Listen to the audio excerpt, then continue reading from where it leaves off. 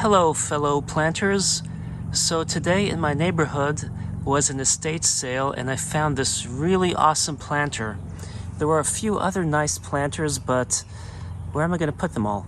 Anyway, this one though, it really struck out because I like how it's curved and I like how the iron curls. It just looks to me like it's from the 1800s, but it's not.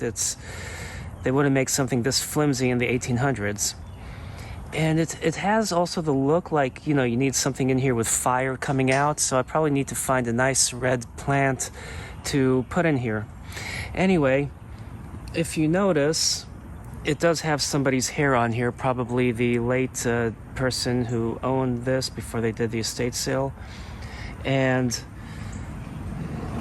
if you can see, it was at one point black until it started rusting from being out in the elements. And I have two options here. The first option is first I need to clean it up before I take either option, but the first option would be to just coat it in linseed oil, and the other option would be to spray it with nice Rustoleum. Of course, can you guess which option I'm choosing?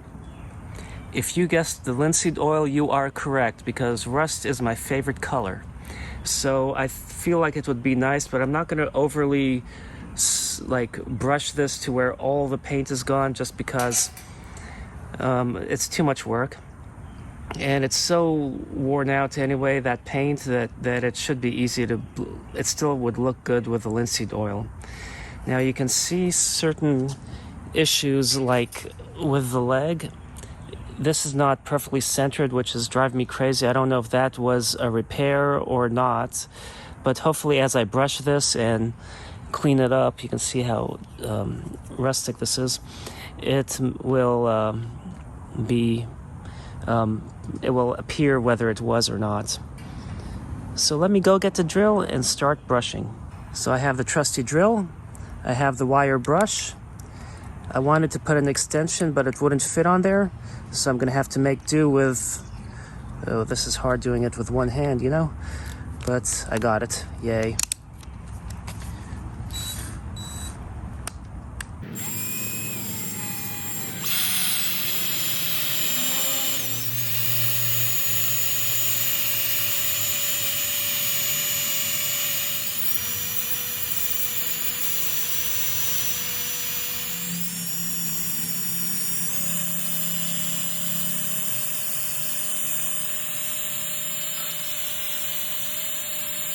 So I'm just going very lightly, and I need to get really a handheld brush for this versus one on a drill, but this is what I have, so I have to do it very carefully because it just wants to slide off there.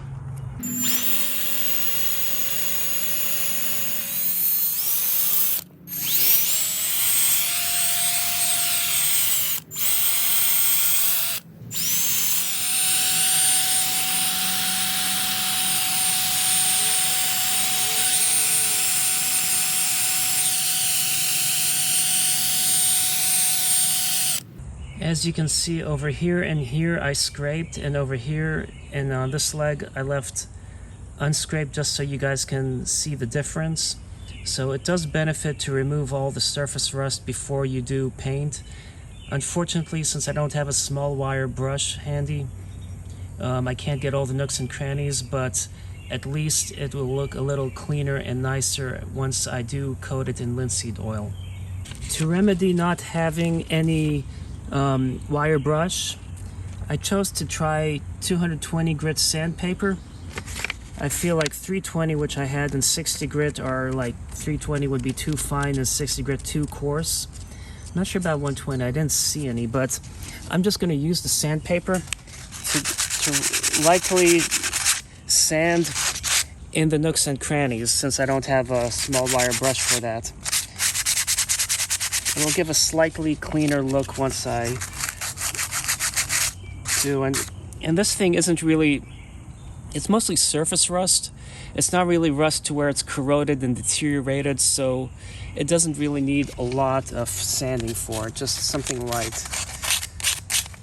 So now we'll go ahead and do that, and then we'll see how it looks.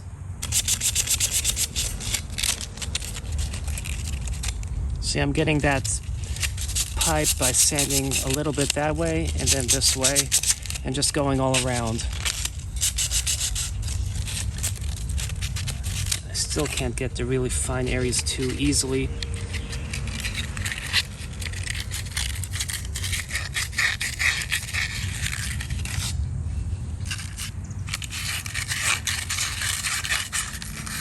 I guess I could use a small sanding drum, couldn't I?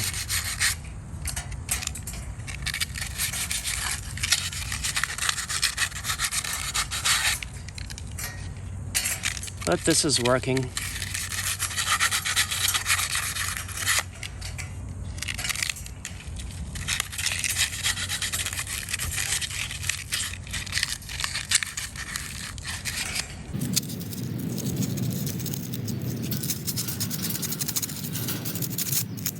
This area here has way too much dust. I may have to just leave it and hopefully just overcoat the linseed oil in there, because I can't really reach in all the nooks and crannies in that little section too easily. But at least the sandpaper is removing a lot of the surface rust, which is really good. You know, I was surprised how much was still in there that I wasn't very apparent.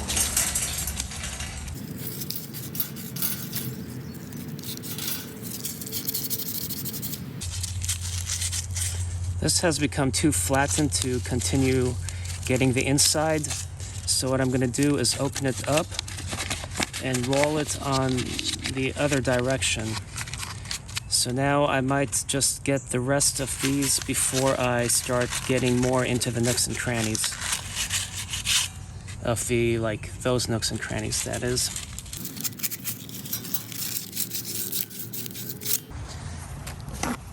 So I finished sanding, and now, you know, I put it back upright. So now I'm going to wipe all the excess loose dust off here from the sanding before I paint it. I could always hose it down, but it's late in the day and the sun is setting, so it won't dry as fast. But it will give it a nicer rusty patina, you know? Well, actually vinegar will help rust, salt and vinegar, if you wanted to simulate rust. But anyway, I'm just going to wipe the whole thing down and then start painting with linseed oil. So before I paint it, I want to show you guys the pot that I purchased for it. So I found this pot. It had been used to hold plants in it, so you know, they didn't have any fresh ones and wouldn't give me a discount. But this cracks me up. Made from stone, wood, and recycled plastic, all green products. Recycled plastic is still plastic? How can that be green? But anyway, what I like is it does have this drainage hole that pops off. And it's been my experience that these do a pretty decent job holding water in. Maybe not if you overwater, I'm not sure. I could always test this beforehand, but here's what it looks like in there. Now, one thing I noticed is it doesn't sit perfectly horizontal, so I'd have to like wiggle it versus putting it flat on that lower ring. But anyway, let me turn it so you can appreciate it without that hideous label on there. Well, you see how it's angled, so it would be a little tricky, but there we go. And I need to go ahead now and just paint it with linseed oil, but what can I plant in there? Both my mommy and my auntie suggest something that dangles down, but I'm thinking something that comes up like a flame. If you guys have any ideas, please leave a comment, because that would be great to see what most people like, although I'm leaning towards something with a flame. Okay, so the brush I had a small bristle brush. It was no good, but I'm using this stuff called boiled linseed oil. And I'm going to use just a foam brush because I have one, so it will be tricky getting in the nooks and crannies with this, but I can always put linseed oil on a paper towel and just nick it in there wherever I need to if need be. So let's get started. Need to pop the lid off. Pour a little bit on here and start painting.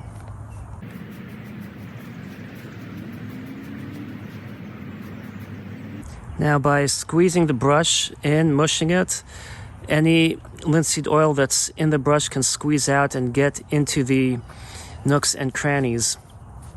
Now, one thing about linseed oil that some people don't realize, it has been used for centuries, at least 300-400 years, as a way to protect iron. So it's really good stuff on this, you know, and I like the way it looks, the rusty color versus having painted it with nice glossy black paint like Rustoleum or something. One thing about linseed oil is that if you apply it on way too thick, you give it a much better coat, but it becomes tacky for a long time. So you want to give it just a nice light coat, and that should suffice. Using the foam brush, as you can see here versus there or here, well, finding a place to hold it, or here, you can actually literally use the foam brush and get the interior painted, but the foam brush deteriorates really readily, so you can see how the corner's starting to get bad. So like if you want to get the seams like in here and dab it, it's better to go get those done and then go back and get the inside of these curls. So trying to run the brush in here, along with the fact that I couldn't resist painting in the scroll work as I went up, I tore this foam brush, and I'm not sure if I have an extra one that's handy. So I may have to just make do with this to get the rest of this painted with linseed oil. So this brush is really shot. You see, it's really hard to get into the scroll work and get everything in there. So I don't want to use a new brush for what I have left. If I had a new brush, I'd have to look. So I'm just going to use a paper towel, which means my hands are going to get icky. But, ooh, I put too much. But it does the job. So I'm going to just get that in there. And then finish this part and the underside, and I'll be done.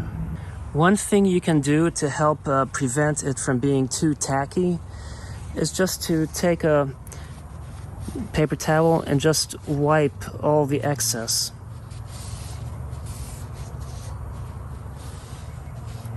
Now, one thing about boiled linseed oil is I believe it's linseed oil mixed with turpentine, and that's why it's called boiled. I guess I could look at the container just to see if that's the correct thing. So it's not the linseed oil like the flaxseed, which you can use for cooking. So keep that in mind before you decide to ingest it, unless you want to just see if that makes you high or whatever. You might win a Darwin Award. So by all means, go try it. You never know. So anyway, let me just do a quick wiping and we'll look at the final result. So here is what it looks like, coated in linseed oil. I tried to wipe as much as I can. You can still see inside there a little bit of shine, so that stuff will turn tacky if I don't get to it.